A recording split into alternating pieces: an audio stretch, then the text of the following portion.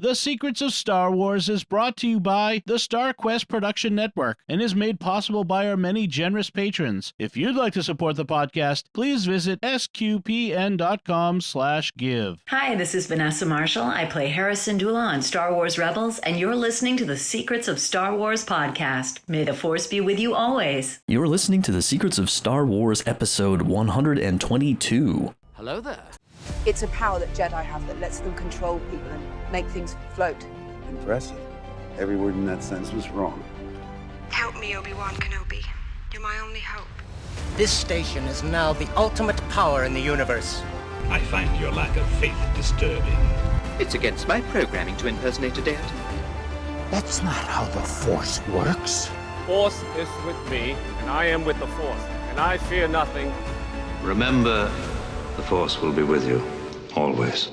Hello there, everyone. I had to say it. I'm Mike Creavey, aka Old Ben, and you're listening to The Secrets of Star Wars, where we talk about everything connected to that galaxy far, far away, including the deeper themes and meanings. Just a reminder to please be sure to share the podcast on Twitter or Facebook and let us know how we're doing by leaving us a review. Spotify also now allows you to rate podcasts, so please give us a 5-star rating over there, which helps us to get seen by more people who would be interested in listening to our show. Today, we're discussing the 5th, and my high school English teachers would be happy to hear me use this word, penultimate episode, I think everybody's using that word on the internet now, of the Obi-Wan Kenobi series on Disney Plus. And this is exciting because, of course, this is, it's hard to believe we're here already, but here we are knocking on the sort of door of the season finale next week. But the official description for this episode is very simple, and it just says, Imperial forces attempt to draw Obi-Wan out. Joining me tonight to unpack this episode are, first up, Angela Sealana, the Bendu herself. Welcome, Angela. Yes, I am very happy to talk about Star Wars Battle of the Alamo tonight, or today. Very, very, very good indeed here. And then, of course, Father Fett is making his grand return here to the show after a little bit of an absence. Father, welcome. Yes, it's absolutely great to be back. It's been longer than I intended, but this summer is a bit crazy. So I'm glad I at least get to talk about Kenobi at least once for this. Yes. Yeah, and I kept thinking about you too. I was like, oh man, he's gonna want to be here for sure. So here I am. So yeah. Now I do have to say, as far as Ham's solo segment, nothing to see here. Unfortunately, I did the thing where I just grabbed the pre-made stuff on the shelf. Not the pre-packaged stuff like it's the actual store brand, but they have a little ready to go on certain items, not specialty stuff. So nothing fun. Maybe next week I'll fit in something. I don't know. Maybe with the Grand Inquisitor. We'll get to that.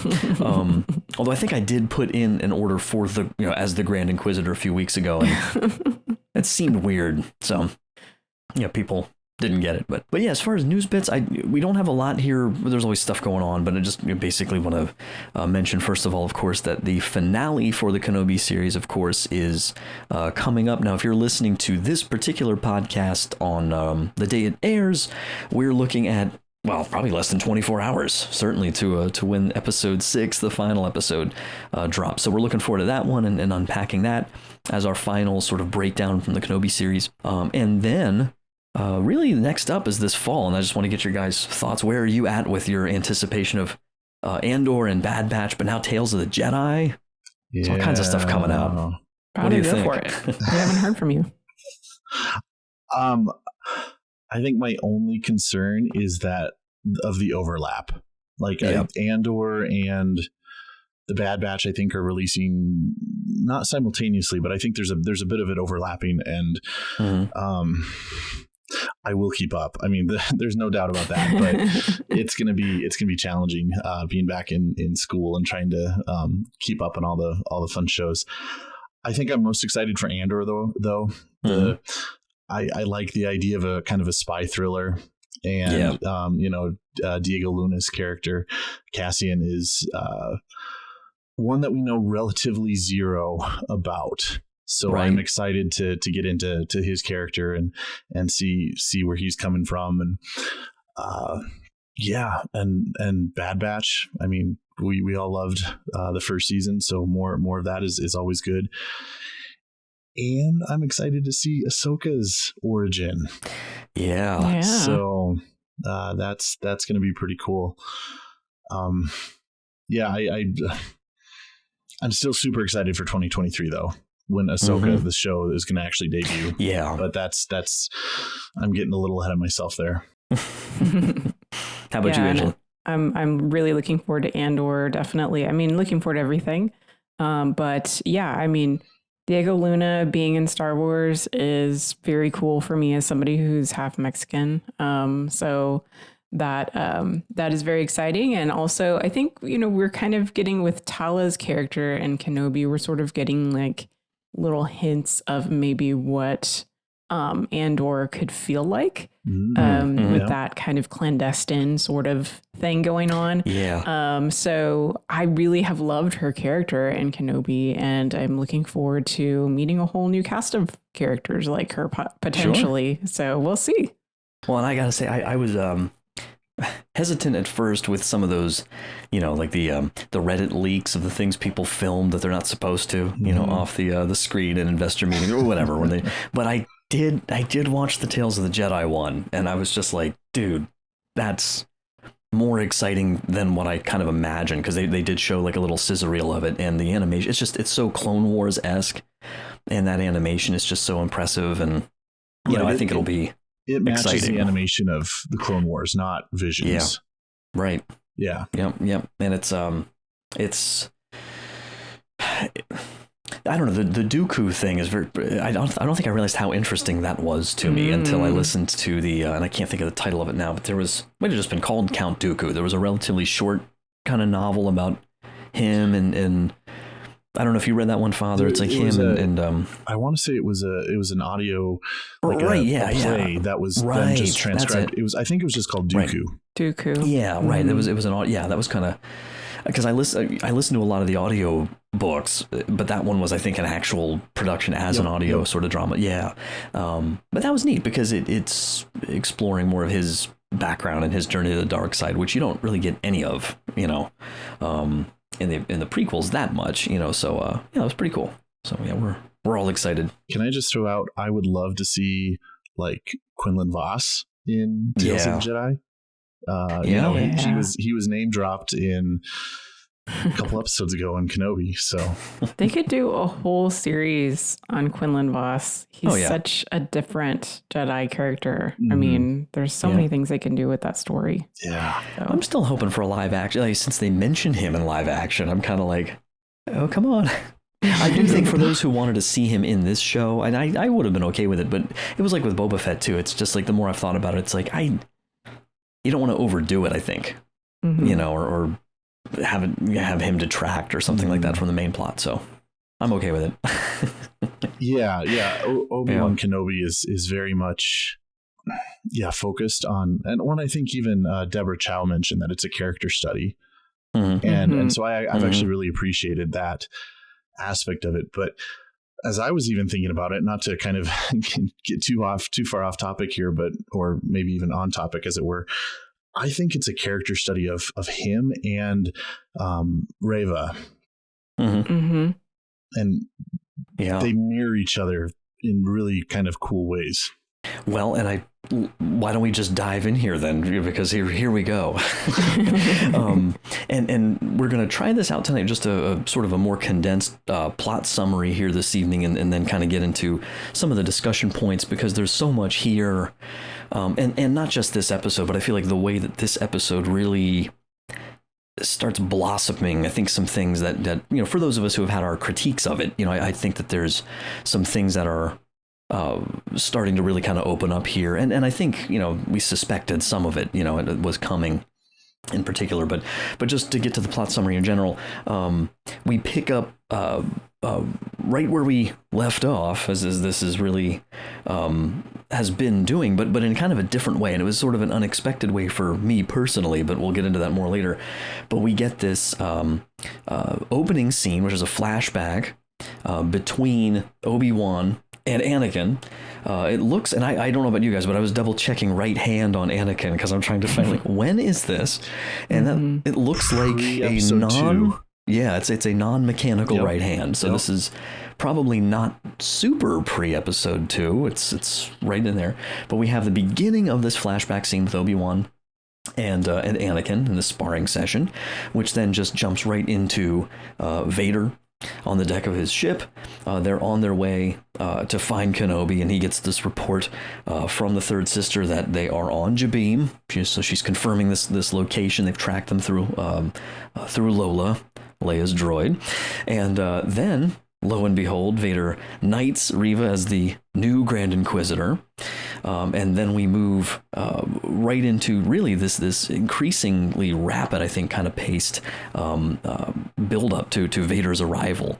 And so the whole way through the episode, we have the Imperial forces descending on Jabeam, while our heroes basically on Jabeam are trying to get whoever's there on from the path off planet as quickly as they can. But before they can do that, the hangar doors automatically shut and close and lock them in. Of course, that is a sabotage by Lola, who is acting in this sort of a quasi-demonic possession kind of thing.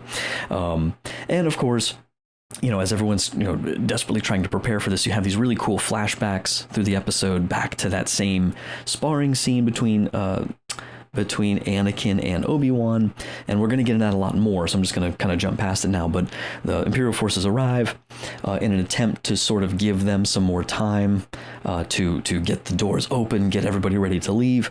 Obi-Wan has this conversation with Reva through the door, and that's when we find out, of course, Thomas, you're right, where are you out there?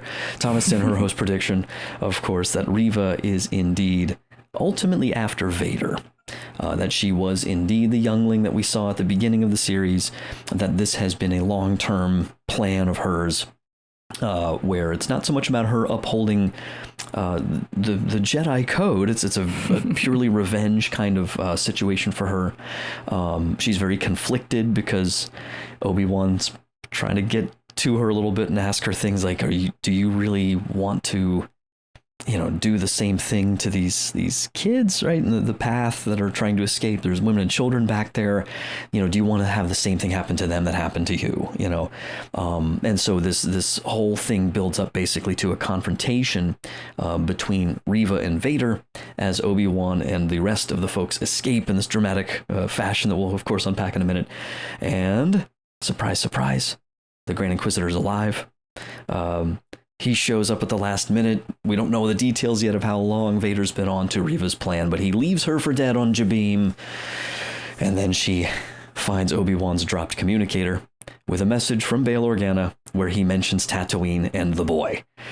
So Obi-Wan intuits that at the last minute in the episode, and we're left with this cliffhanger of what's going to happen. We see Luke in the homestead there at the Lars homestead on Tatooine, and a lot of questions, of course, going into episode 6. So that was a longer plot summary than I intended to do, but hopefully I compacted enough of it to get the gist of the episode, and we can kind of get down to business here. But let me just get your guys' first impressions here right out the gate of the episode as a whole. What do you think? I'll kind of actually take a step back and kind of give my impressions on the show as a whole, since I I forgot to mention that. Not yet been able to do that. Go for it.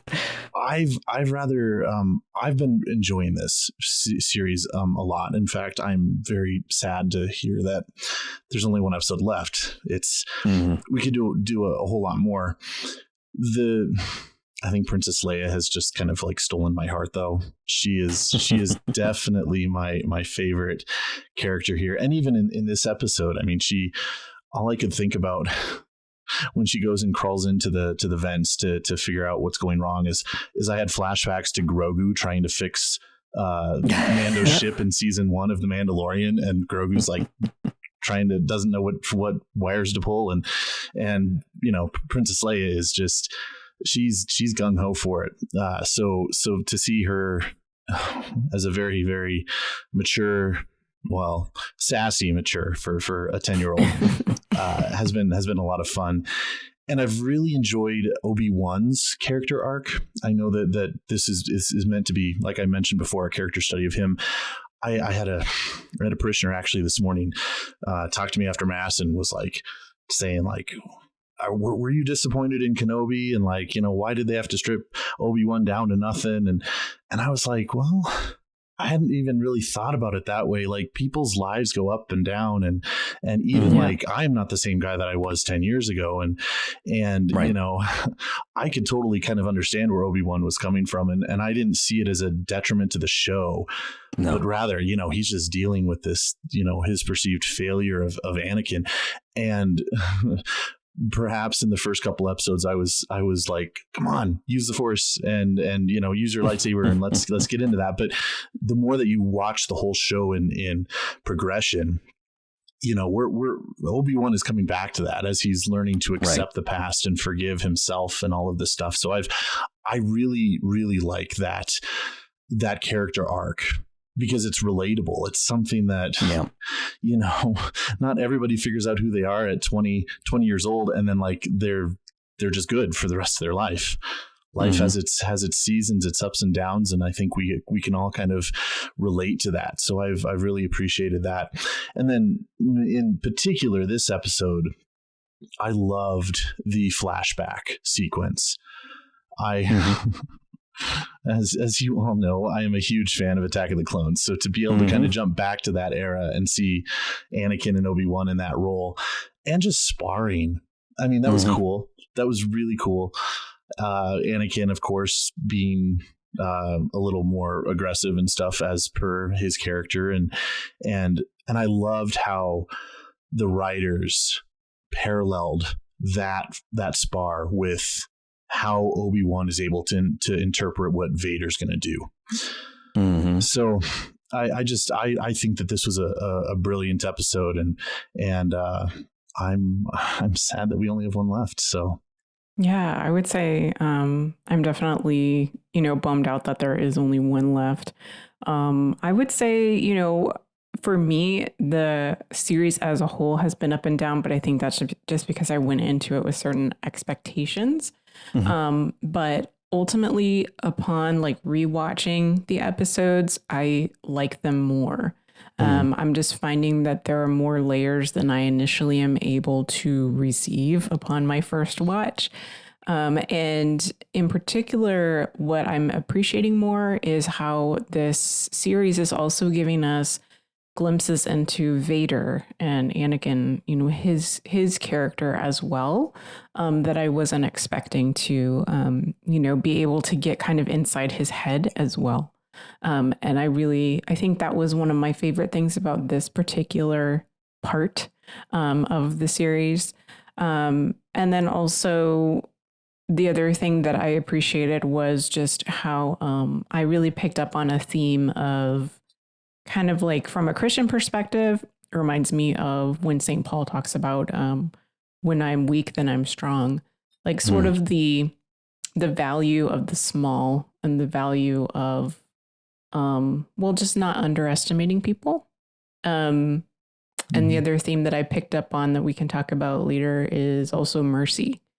And how Vader is very anti-mercy, Reva is anti-mercy, and Obi-Wan is pro-mercy. So, all right. Well, and I do want to share Andrew's comment here. So we have Andrew couldn't make it tonight. Thomas couldn't make it either. We have it's Father's Day, by the way. Happy Father's Day to all the fathers out there. Father, happy Father's Day to you. You too, Mike. Thank you. And so we had a couple just scheduling conflicts and such, but you know, Andrew, I asked if we could just share his take here on this episode, so I'm going to do that. So get ready. Here we go. He said, here are my thoughts. He said, thanks for finally doing a flashback, though showing us a lesson that Anakin obviously didn't learn is cheap and tired. They could have done something more nuanced, but it was great to see them together like that nonetheless. The whole episode was an immense upgrade to episode 4. And Andrew adds, which isn't saying much, because last week we had a lot of discussion about that. But he said it's this season's best episode since the first. And for what it's worth, I tend to agree with that. I think that the first episode and this one are my favorites so far, personally. He said Vader and Reva scene was awesome. Vader toying with Reva was so cool, and him tearing up a ship was everything. He says, but can we please, he has that capsed, I want to point that out. He says, can we please stop leaving people for dead? Fair enough. Does anyone ever die when that happens? How did Vader not rip Reva in half? Another cheap plot device to keep a character alive. He said, we all knew the Grand Inquisitor was coming back, so that wasn't that special seeing him return at the end of episode 5, but hoping the finale is even better and at least wraps up the series in a satisfying way. Doubt it will blow me away. So we wanted to share that. And you know, fair enough. Like we've been saying this whole time, Dom mentioned this last week as well. You know, we all love Star Wars, and because we love it, sometimes we tend to just be really direct and honest about where we're at if we don't like something about it, you know, and I've enjoyed that we can all have that kind of conversation. So I did want to share Andrew's comments. Did you guys want to respond to anything there at all, or? Yeah. Or just kind of as we go. I'll let Father go first, because I know he was chomping at the bit. Yeah, I had a couple things. I mean, first of all, I didn't find the flashback sequence cheap. You know, and of course that's totally, you know, Andrew's opinion on it. I felt that it was just totally an awesome way to capture the dynamic between Anakin and Obi-Wan, but then also between Obi-Wan and Vader in the current timeline. But I think it also reveals that Anakin, or rather Vader at this point, still is desiring to prove himself. Like he still hasn't gotten over that need to show, like he doesn't have anything to prove to anybody, but he still needs to. And that's why Obi-Wan can figure him out and help the people escape. So, you know, I think that was a brilliant move on the writer's part. And a couple other, I mean, just kind of, I guess, more fun comments. But, you know, apparently if you stab someone and leave them to die, it's the same as, you know, throwing them off a building or down the shaft. Or cutting them in half. What will happen? I was going to tease him when I saw that, you know, ripping her in half. I was like, well, I mean, Obi-Wan did that to Maul. It didn't seem to do much. Right. No. And then the Grand Inquisitor twist. We all knew that he was coming back because of Rebels. So that I don't think was the twist. I think that the twist, or the misdirect, maybe is the better word here, is that we were supposed to think that that's what Reva wanted, was to be the Grand Inquisitor. And the twist would be, no, that's not actually her motivation at all. She's just trying to use that to get to Vader. Sure. So, yeah, you know, I mean, surely when they wrote this, even they knew that we were going to see right through the fact that the Grand Inquisitor wasn't actually dead. So that can't even have been meant to be a kind of a shocking sort of, oh, he's alive at the end of the season, unless you haven't seen Rebels, and then it might be a bit of a surprise, which is great too. But I think the twist was more about Reva. And I do know, I have some friends who are big Star Wars fans, you know, truly, but like that just, they never got into the animated shows, you know, so it would be more of a twist for them, because they do, you know, I don't know what the percentage is, right? But, you know, when they're doing these shows, I think it's got to be hard where, you know, how important the canon is, but by the same token, like there is a significant number of people out there in your audience that aren't familiar with Rebels, or you know, so you can't just assume everybody knows anything either, you know. So there were people that probably thought he was dead. My dad would have been one of those. My parents were down this past week, and anytime there's a new Star Wars show, we watch it together, or we try to. So of course he doesn't have Disney Plus at home, so when he's here, we sprinted through the 5 episodes, so he's gonna wait for the finale. But he would have been one that would have had no idea the Grand Inquisitor was in Rebels, because he's not the type to watch that without me, and even Rebels wouldn't be his style. What do you think, Angela? Anything you wanted to add? I mean, my main comment would have been, so in regards to Vader not learning the lesson, or Anakin not learning the lesson from the flashback, I think that's kind of the point of him being Darth Vader, is that he hasn't learned. Yeah. Right. And so if he had learned his lessons properly, theoretically, like he wouldn't have become a Sith in the first place. So that's just, I mean, to me, that's like, you know, that's just part and parcel with his character. And, you know, if I may also, like, since we're talking about this too, I didn't realize, but as I was going through, you know, hearing what other people were saying about this episode, I realized that they wrote in that flashback partially as sort of a prequel to Star Wars Episode 4: A New Hope, because of Vader and Obi-Wan's lightsaber scene on the Death Star at that point, because that's when Vader says, "The circle is now complete. When I left you, I was but the learner. Now I am the master."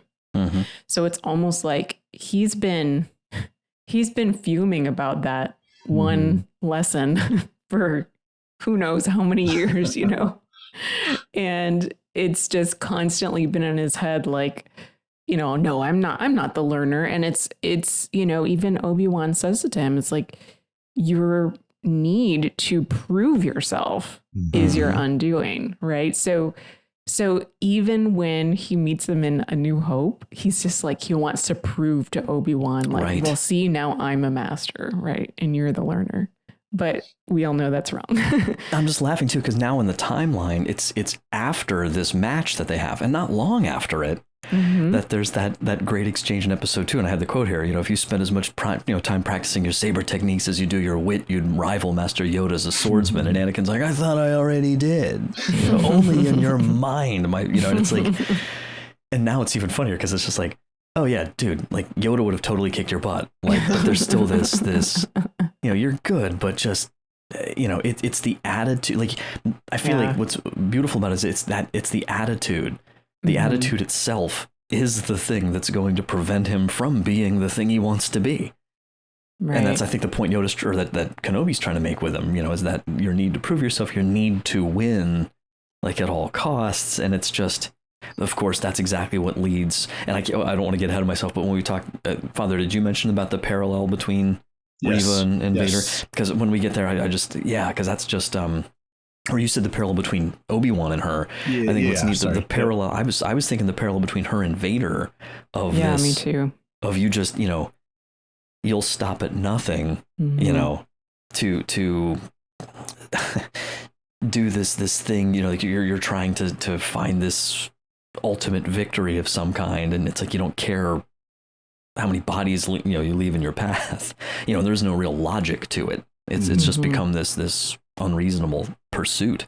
And I would throw out there that, I mean, this can all be boiled down to the capital sin of pride. That this is, I mean, this is what happens to someone who lives. I mean, Anakin kind of exemplifies this, you know, he's defeated Master Yoda in his mind. Like, he's built himself up in his own mind to be that good. And yet he's always still trying to prove himself. So he's always thinking about himself and his needs and his wants and his desires, and not so much on anybody else. And of course that's what leads to Padme's downfall as well, because he needs her, not so much as a he's not willing to just let her go. It's his desire that he's holding on to.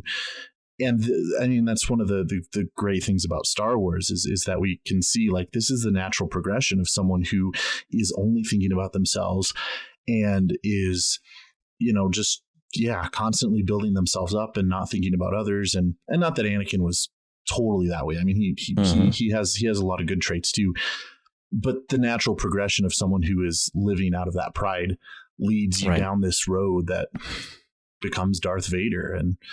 And then, of course, the beauty of Star Wars is even someone in Darth Vader's position is not beyond redemption. And we see that too, of course.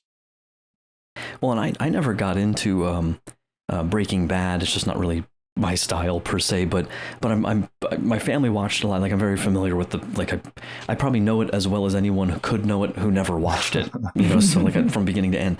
And I know it was interesting that, you know, in the ultimate downfall of Walter's character, that there's this realization that it's like, you know, he's convinced himself he's doing this for his family, and at the end of the day, no, it's not quite that, you know, like it was all mixed up. And I think with Anakin, you think like he's, you know, the first person he force chokes is Padme, right? You know, and if Kenobi hadn't stopped him, like if Obi-Wan didn't stop him, it's like, would he have killed her? Like, and he is the one most directly responsible for her death.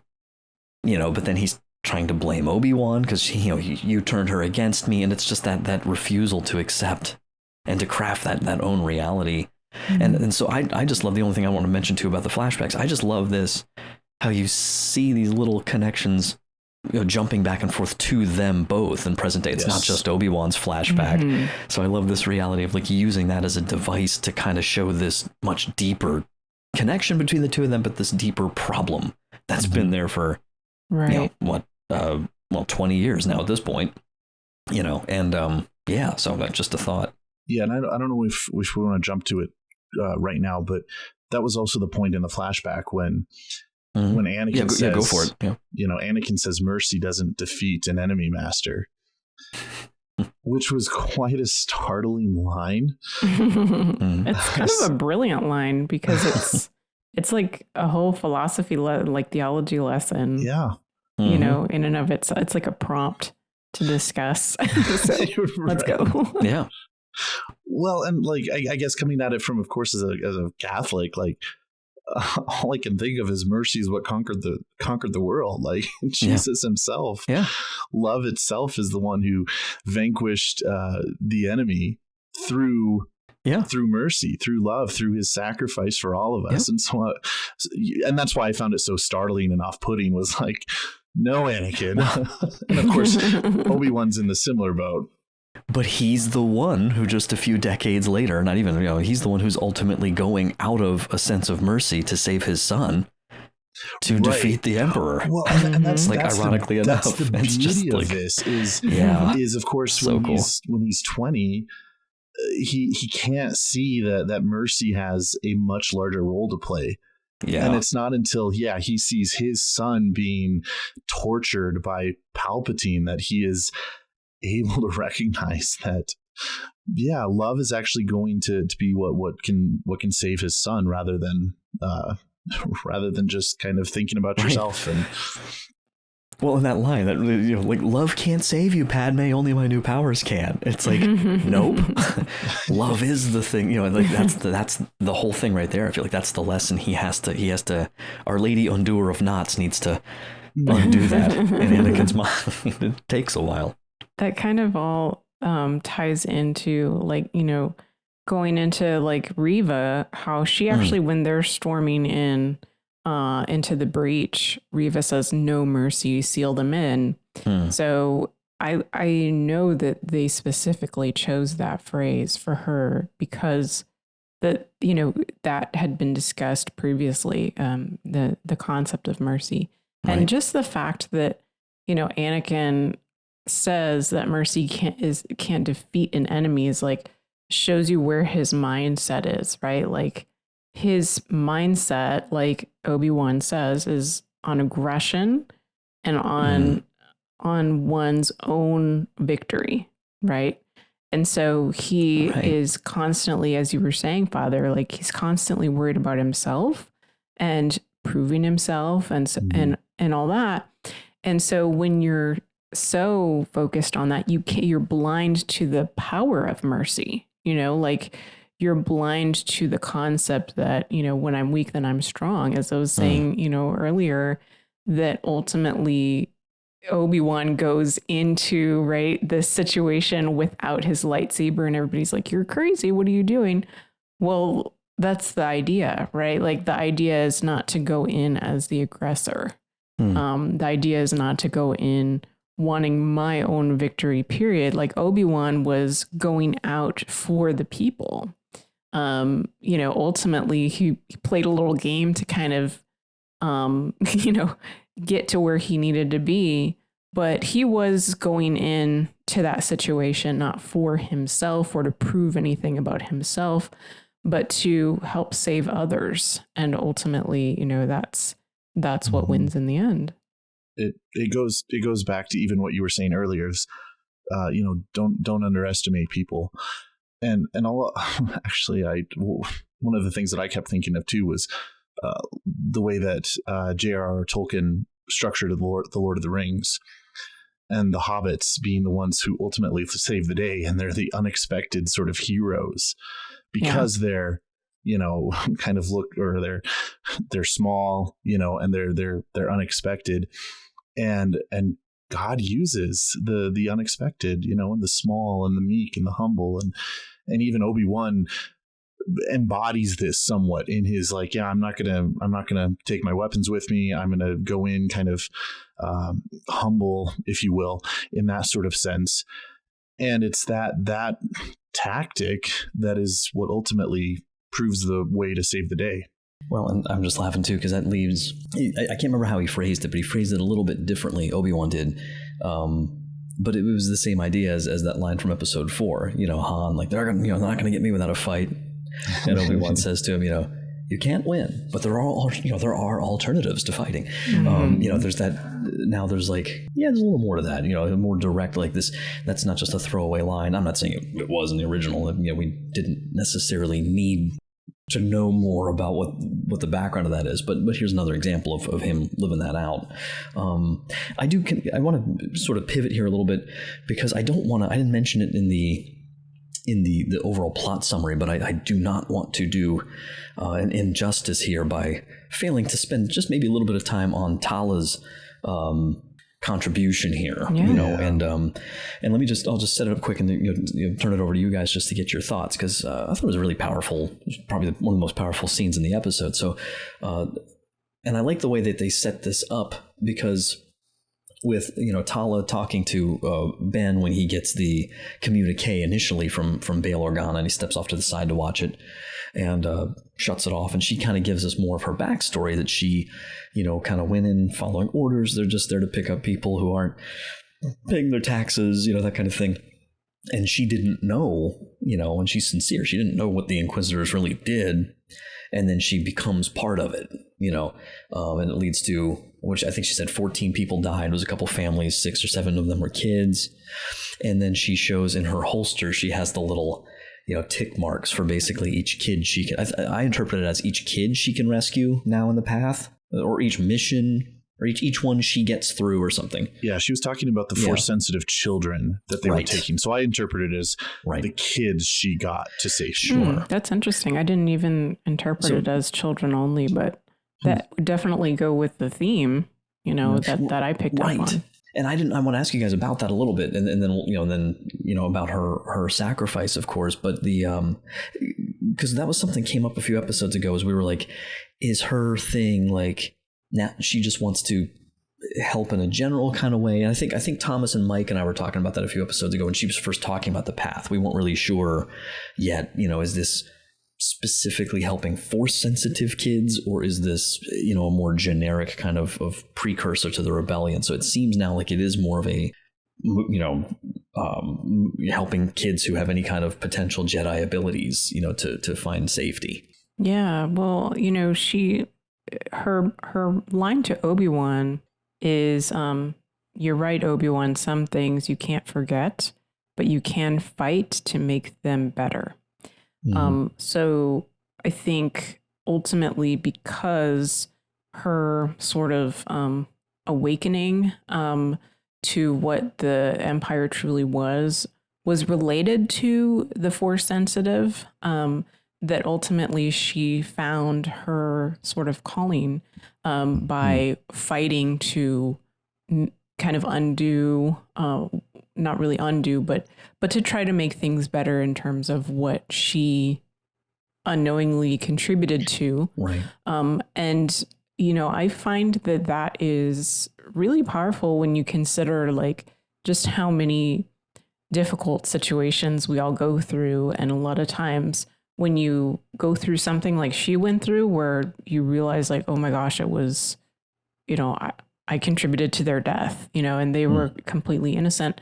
That can really destroy a person, but she had the resilience and made the choice to say, well, then I'm going to use my conscience and I'm going to act according to that in a very courageous way, in a way that sacrifices potentially my own life, so she's putting her own life on the line for these people. So I think it just kind of has to say more so about her character, and then in turn we get this understanding of what's happening to Force sensitive people, this understanding that now there's all these other Force sensitive people out there that did make it, either after Order 66 or just were born Force sensitive and escaped the Empire's reach. I see in her character very much the Christian journey. And you mentioned vocation, and I think that's a great way to frame it. I was very sad that she died. I was really wanting more than just 3 episodes with her. But and what I mean by the Christian journey is she reminds me of a lot of people that I meet in RCIA who have lived in the world and who didn't even know that perhaps some of the things that they were doing or some of their thoughts about even the Catholic Church were wrong. And, even some of them would, you work for organizations that support, immoral things, and someone who doesn't even know that those are wrong. They don't, of course they're not morally responsible for that, but there is a sense that once you learn that and you see the error of your ways, you have this conversion, this turning away from that. And she exemplifies that. She saw the evil that she participated in, although unwilling or unknowingly at the beginning. And then she turns down this road of, I'm going to dedicate my life to saving these kids. And of course, in the Christian life, that would be analogous to then, I'm going to live my life for the gospel, for Jesus, and ultimately be willing to give my life for the truth and for what is right and for my love of God. And ultimately Tala does just that. She's shot and sacrifices herself in order to save Obi-Wan, whom she of course knows is going to go on and save more. And she sees that as a willing sacrifice and makes her life worth that sacrifice. So I thought it was a very beautiful thing. I just thought it came way too quick. So, and how tender was that? Like the interaction with Ned? Is it Ned? The droid, the loader droid. Nedby. Oh, yeah. Another character that I really liked, even though he didn't talk. You can say I could take action figures of both of those characters, and maybe even a novel about their journey with the path and everything. That would be great. With Quinlan Voss stopping through. Yes. There we go. I was thinking, why don't we pivot to Reva here real quick? Because I want to dig in, because I know, Father, you had mentioned this potential sort of parallel between her and Obi-Wan and Angela too. Any thoughts you have on Reva's unveiling in this episode? Yeah, well, I'll jump in. Like I said, I sort of, after binging 5 episodes in a row with my dad, which actually was sort of helpful, to be honest. Yeah. I love waiting every week for the next episode, but there are things that I forget about previous episodes. And when you binge them all over the course of a few days, I'm going to do it. the story points tend to stick out a little bit more. Definitely. And so I saw in Reva and Obi-Wan, this show is so focused on that character study, on Obi-Wan not being able to let go of the past and, looking at himself as a failure.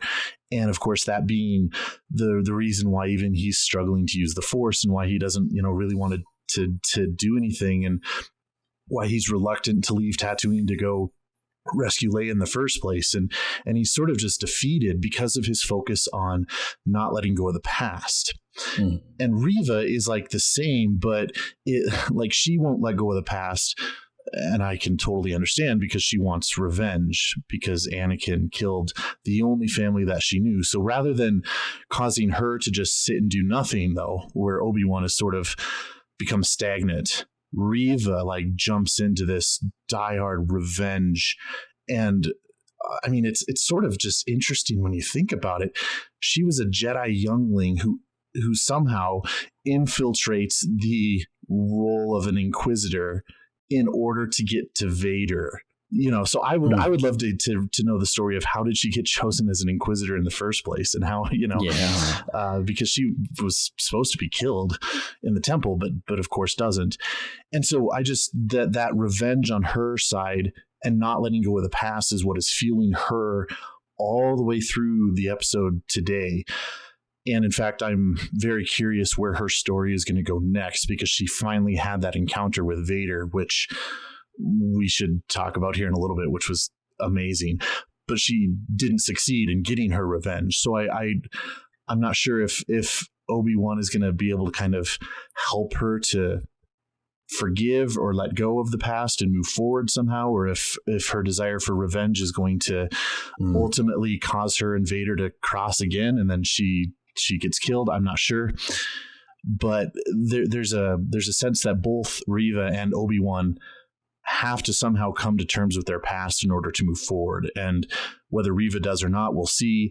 Obi-Wan, I think we see him slowly accepting the fact that Anakin's fall was not his fault, and that he still has a role to play in his ability to help people.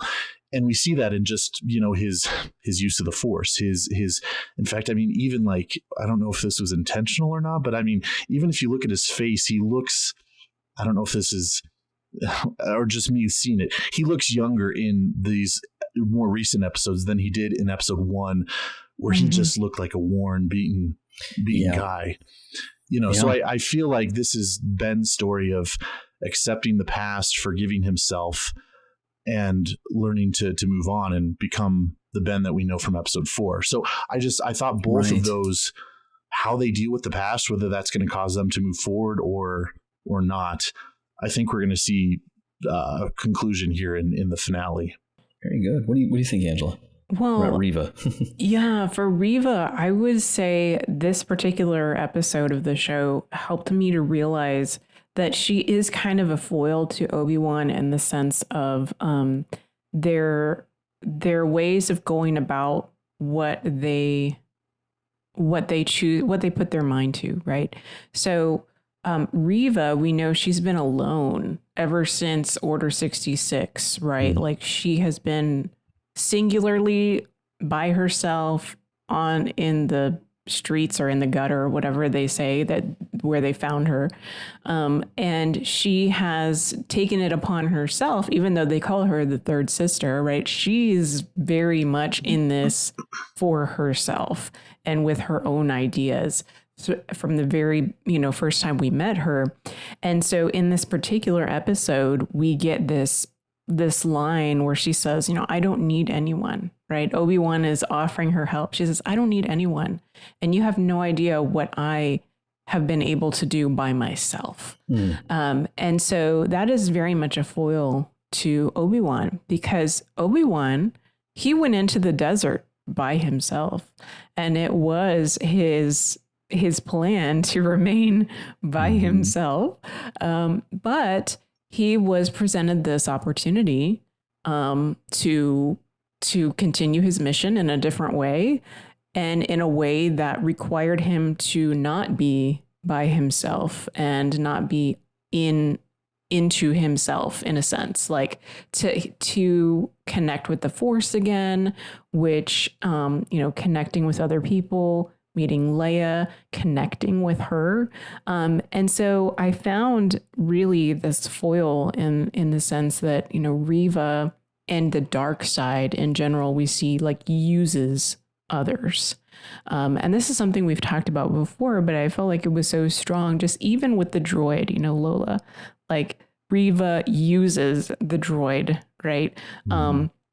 Versus like Leia would cooperate with her droid in order to fix the hangar doors. And, the light side cooperates with others, like Obi-Wan choosing to cooperate with everyone around, like to create this like group plan, right, to get everyone safe.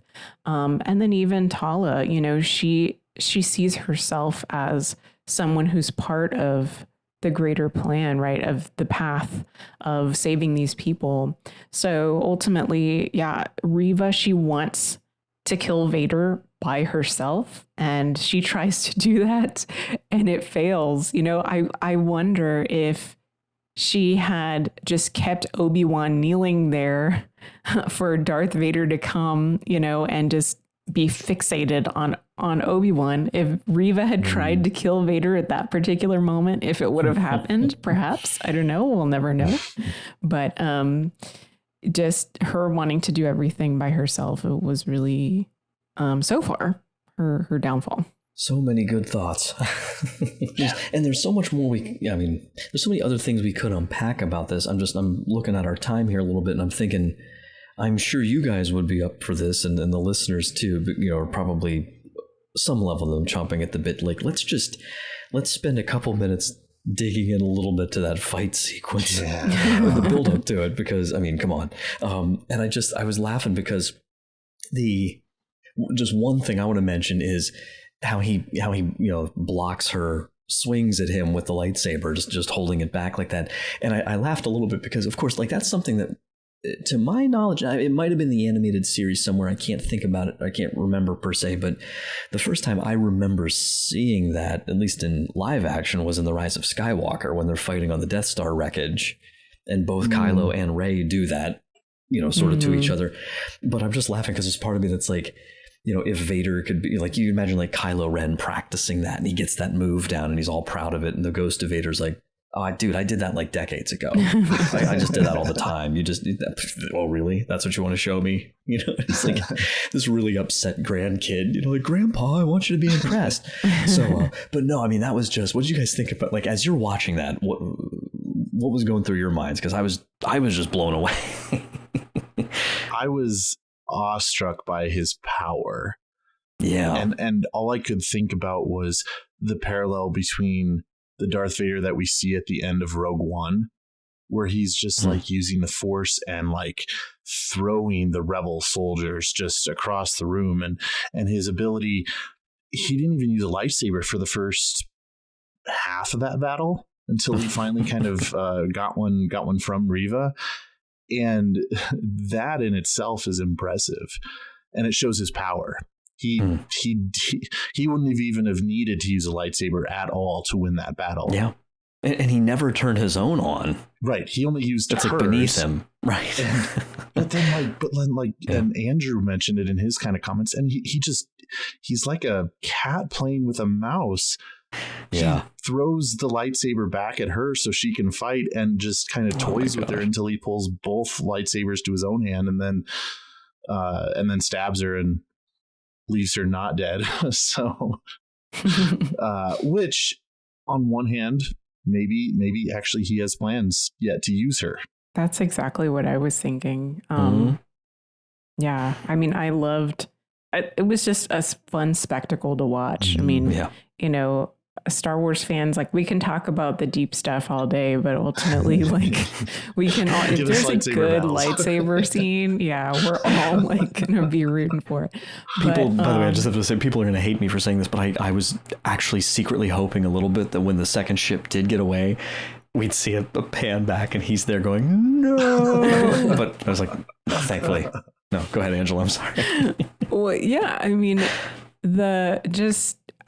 I'm so glad that we finally saw the saber, like, really the Inquisitor saber, like, used to its sort of full capacity. We still haven't seen them use it as a helicopter, which I'm really sad about. Maybe episode 6, maybe.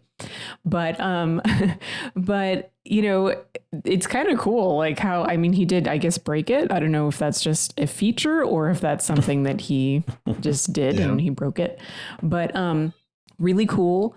But yeah, I totally was wondering because, you gotta wonder, like, he as Anakin, as Darth Vader, or whatever, he went in Order 66 and slaughtered all these kids except for one.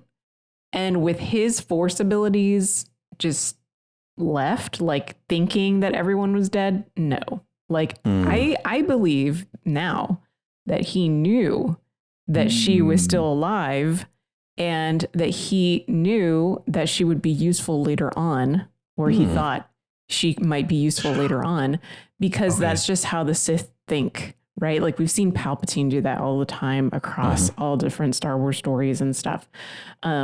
Just this, and Darth Maul as well, using people, again, going back to that concept of using people, and than discarding them when they're no longer useful. And so he says to her, like, you're not useful anymore, and just kind of leaves her there.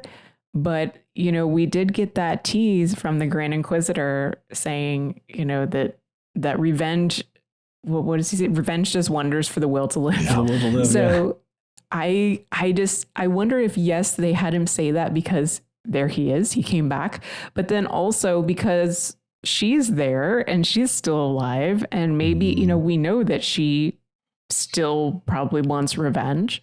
So then what's going to happen, right? Like, is she still going to be useful to Darth Vader, you know, in the 6th episode somehow? Who knows? We'll see. Well, and to point out too, Vader remembered her from the temple because he makes the point, and I forget exactly how he worded it, but it was like, you know, he calls her a youngling right before he leaves right. Which was a clear reference back to her time as a youngling in the temple. So she, I think, thought that he didn't remember her at all, but he remembered her, and could have likely from the get-go knew she was gonna come do something for him. Well, and I was just really, it wasn't so much a plot hole. It was a question I had, because like when she from the get go, when she's like in the hangar and saying like, he's alive, Obi-Wan, Anakin Skywalker's alive, I was like, that's like, how many people know that? Like that? Wait a minute, hold on. And then now that we've gone through it, like you guys were saying, I got to go back and binge it again before episode 6, because then now I'm remembering things like nobody else. Like, she doesn't mention that to any other Inquisitors, like nobody else in the whole series mentions that. And then I thought I had kind of forgotten about it. And then when he mentions it to her at the door, like, how did you know that? He would have kept that hidden. And I was like, okay, good. So it's this secret, you know, that she's been pursuing him. But yeah, oh my gosh. I just couldn't get over, like, would you wait? My only criticism of that was, I was like, would I be waiting for him to rip the ship apart, see me through it, and then be like, ha, gone? I think the moment the other ship hits and he starts to tear it, I'm like, okay, guys, go now. No, but that was like, so I never expected, and that's another Rise of Skywalker little hat tip, I feel like, because that was, for me, that was so cool, because it's like, I was so impressed in the theater watching Rise of Skywalker, like watching the two of them try to pull the ship, and neither one of them, like, they were blocking each other. You know, it was analogous to fighting over the lightsaber, but so much cooler, you know. But he just walks in, he's like, nope, I'm pulling this ship down to the ground. And it was just like, and he does just pull it down. There's no, like, he it wasn't a really big effort, you know, just right. Right. In at least Rise of Skywalker, you get the sense that, like, had they not been fighting each other, that the ship would have won eventually. Rey would have, you know, gotten tired. And this Vader was just like, nope, just pull the ship down. And I couldn't help but laugh. But like, if you imagine this mashup of that scene with, like, I'm sure Robot Chicken will do something like this at some point, but like a mashup of that scene and like the famous like attempt to lift the X-wing gently out of the waters of Dagobah, and like Dad versus Grandpa, you know, sometimes, you know, and like Luke's like, I'm trying, like, you know, you're like, son, this is how you just does it. Where Grandpa's like, just, you know, very, all right, let me show you, calm down, got some years on you. Yeah. Well, let me ask you guys, why don't we just go ahead, any last minute thoughts you guys have, or any final, like, you know, things you want to talk about, anything we missed? I've got just a couple more points. Sure. And predictions too, if you want to make any for next week, or any hopes for the last episode. Well, maybe not predict. I don't know. They're not really predictions, but I expect to see, again, the resolution of whether Reva, you know, accepts the pastor or not, and where that leads her. And then, of course, Obi-Wan as well. What I was going to point out was, and this is only because I binged it again, that I even made this connection. What's important about Reva getting that communications device at the very end is that Bail Organa mentions Owen by name.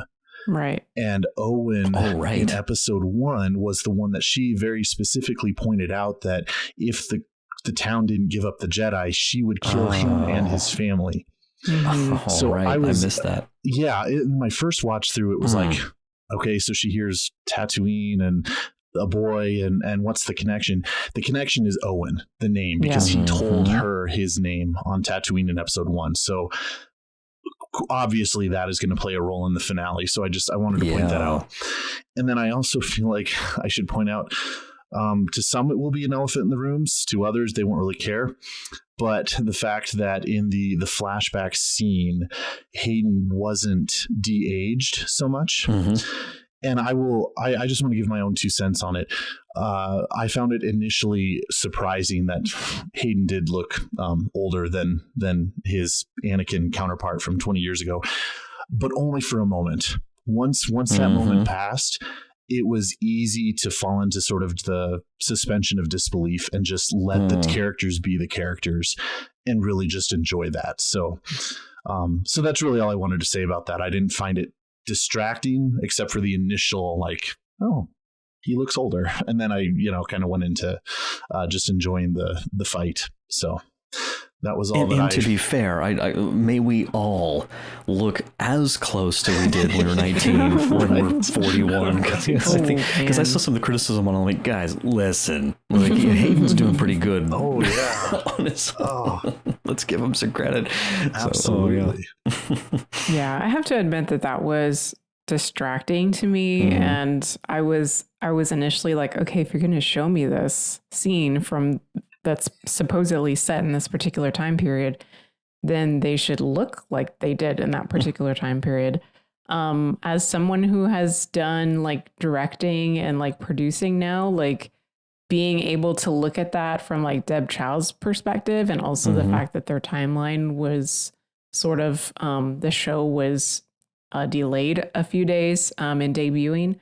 I have to wonder if this was one of the decisions where it was like, okay, well, we're making this decision mostly because it's practical to just keep them just doing makeup, but also we can say that it's artistic because maybe they're remembering themselves looking like they do in the present, not as they did in the past. I'm going with that one. That's a fun way to look at it. Like that could be a twofer situation where it's like, let's just say like this is practical, but also we can make it artistic at the same time.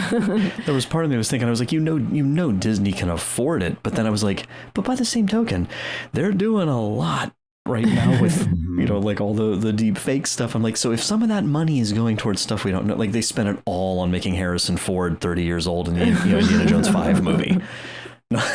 To de-age him 50 years, maybe that's where all the budget went.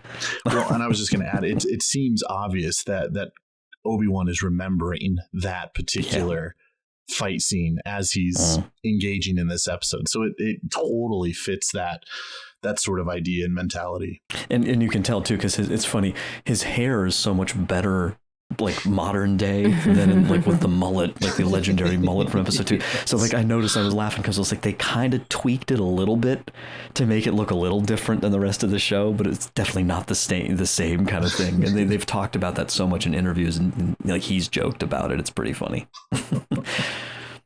So any last things you guys hope? Oh, go ahead, Angela. Yeah, sorry. Yeah, no, I do. I have a couple other things too. Yeah, please. Well, Obi-Wan in particular, like his journey with the Force, I find has been one of the things that I was disappointed with, but now that, again, rewatching everything, I'm starting to get with it. Like I'm starting to get on board with the way that they decided to do this because, I can't imagine, of course, I don't know what it's like to be a Jedi in the first place, but I can't imagine what it was like for Obi-Wan to like essentially cut himself off from the Force for a while.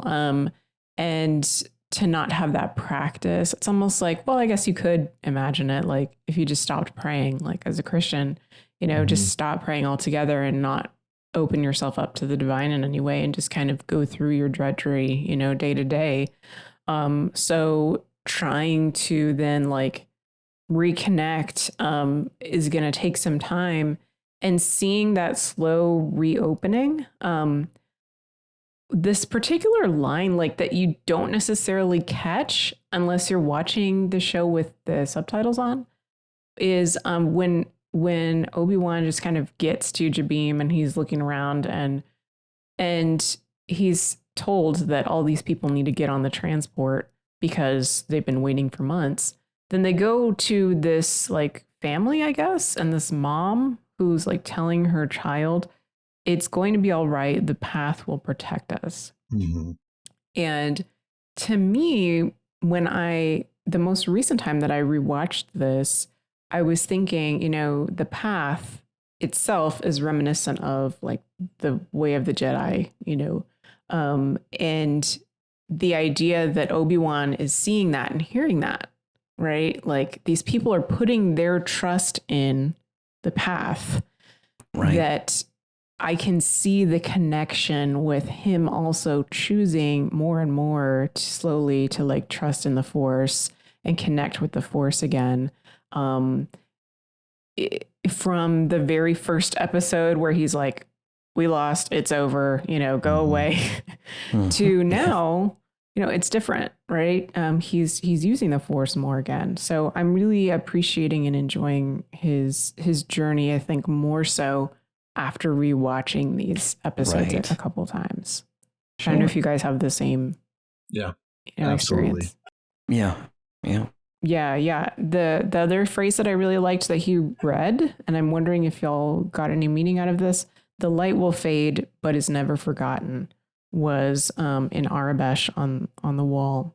So I don't know if that was once again like sort of him kind of remembering the importance of the Force and the importance of the Jedi, what the Jedi originally stood for, how it's never forgotten by these people. And then the last note that I had was where we're talking about mercy and being humble and cooperating with others, that Leia is used, right? Like she's the little child that people ultimately like. If she didn't get her mission done, then none of those people would have survived. Yeah. So potentially, right? So the idea that everything was in the hands of a small child is ultimately, I think, together with that concept of mercy and cooperation. And so, yeah. Yeah. And one other quick comment about Leia in this episode was we can totally see her leadership abilities too. That when she is not even confronted directly with the problem of the bay doors needing to be open, she just jumps in and takes charge. And, you know, rather than even ask for a ladder, she just says, I need a ladder. And then is able to get one because Obi-Wan vouches for it. And I think that the actress who's doing young Leia is just totally spot on. And I think she's definitely my favorite. And I just love every scene that she's in. So she is a lot of fun. Okay. Well, you guys, anything else? Or are you guys we're ready to wait for the finale? Well, that's it from us for this time around. Listeners, what did you think of this episode of Obi-Wan Kenobi? Please let us know. We'd love to hear your take on it. You can email us any feedback at starwars@sqpn.com or visit the StarQuest Discord community at sqpn.com/discord. You can also find StarQuest on Facebook at facebook.com/StarQuestMedia and on Twitter at SQPN, plus previous episodes of The Secrets of Star Wars by visiting sqpn.com/Star Wars. And I do want to mention real quickly a great thanks and shout out to our listener, Megan, who wrote to us and gave us some feedback. It has been very helpful for our own kind of just looking at this show and trying to balance our criticisms and critiques while also just, never failing to show how much we love Star Wars, all of us, and to quote Andrew, who frequently says this, and I always love this when he just says, just give me more Star Wars. Just keep it coming. Give me more Star Wars. So at the end of the day, that's all what we want, right? And we'd also like to take a moment to thank our patrons, because without them, we couldn't do this, right? So they make it possible for us to create The Secrets of Star Wars. This week we want to thank especially Hiram G, Todd B, Jared S, Anthony M, Andrew E. Their generous donations at sqpn.com/give make it possible for us to continue The Secrets of Star Wars and all of the shows at StarQuest. You can join them by visiting sqpn.com/give. Last but not least, be sure to follow The Secrets of Star Wars in Apple Podcasts, Google Podcasts, Spotify, your favorite podcast app, or on the SQPN YouTube channel, where you should hit the bell to get notifications. We'd really appreciate it if you could please take a minute to leave us a nice review and rating on Apple Podcasts, and share the podcast with your friends to help us grow our community so we can reach more listeners. Oh, and don't forget to order your very own Secrets of Star Wars merch, right? T-shirt, phone case, whatever you want. There's tons of stuff on there by visiting sqpn.com/merch. We will be back next week as we take a deeper look at Kenobi Part 6, the grand finale, so mark your calendars because you will definitely not want to miss it. So until next time, Angela Sealana, thank you for joining me and sharing the secrets of Star Wars. My pleasure. Looking forward to next week. Absolutely. And Father Fett, thank you as well. Absolutely. It's great to be here. And once again, I'm Mike Creavey. Thank you for listening to The Secrets of Star Wars on StarQuest.